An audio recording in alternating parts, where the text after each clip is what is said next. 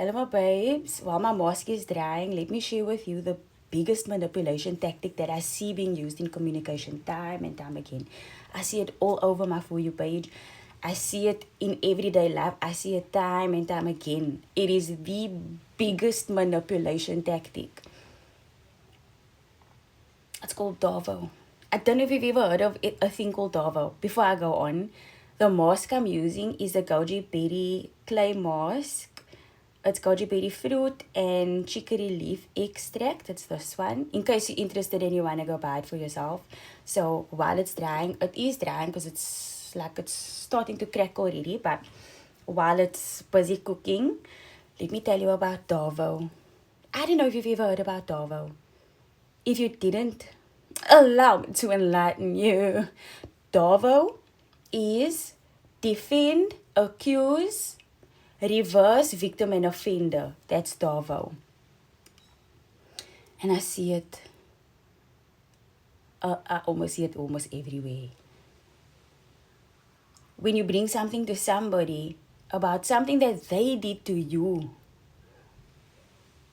they want to tell you, oh, no. So what the real issue is that you offended me. I'm the victim here. They flip the script on you. They make themselves the victim.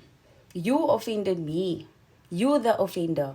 I'm the victim. The way that you're feeling right now, that's an attack on whatever they have already predetermined as their own self-image.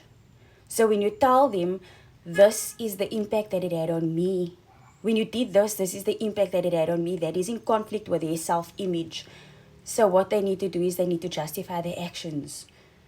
And they need to turn you into the offender so that they can be the victim, because that fits the narrative that they believe about themselves in their head. That's their self-image. Nobody wants to believe that they're a bad person.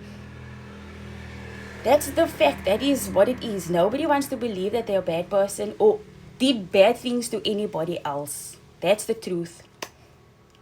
And when you tell somebody, when you did this, I felt a certain way, all of a sudden you being emotional, you overreacting. Because your feelings is an attack to them. So they will deny what they did. They will accuse you of overreacting. Either deny or downplay. They will accuse you of overreacting so that they can reverse that whole dynamic that you see where you're coming to the person and you're trying to resolve something, so that they can reverse it. Turn themselves into the victim and you into the offender.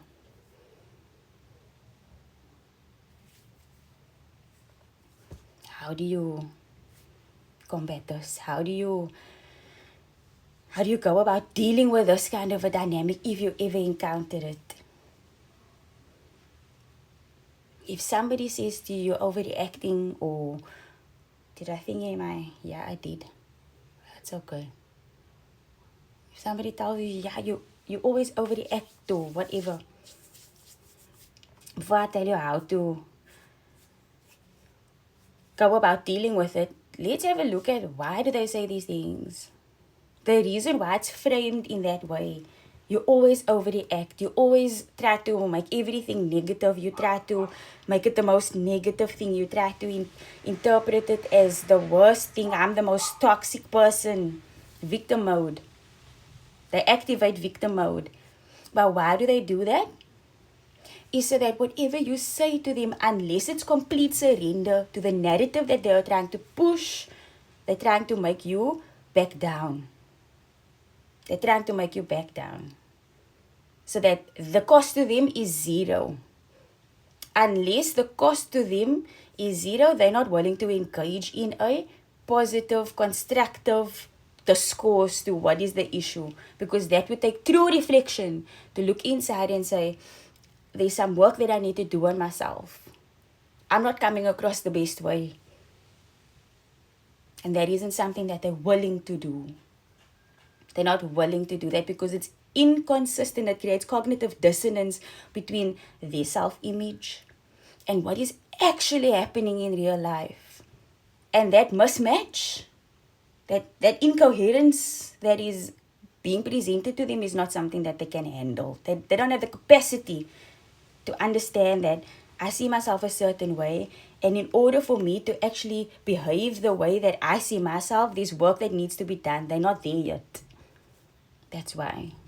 So how do you handle it? How do you deal with somebody that's, you're always overreacting, you always want to flip it into a negative whatever they say to you? You're gonna say one sentence.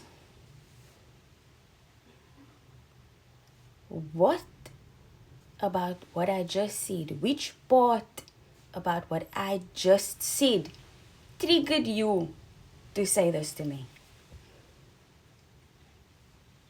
You need to bring it right back to this moment right now, this moment in time. Because in my previous parts, I already told you they've got years of manipulation on you. So as soon as they're gonna go back in time, that is where you are going to start losing your footing. In 2026, we're gonna learn how to stand our ground, my babes. Okay? I'm gonna teach you how to win. The first step in winning, in actually winning, is not to try to win the argument, because that's what we've been doing. Our whole lives, that's what we've been trying to doing, and that's why you're losing. Because as soon as somebody wants to gee, then you want to gee 10 times harder. And you're not winning. So we're going to stop trying to win, because that's what is happening when somebody comes at you and you come at them. You're trying to win. Stop trying to win. I'm going to teach you how to hold your ground.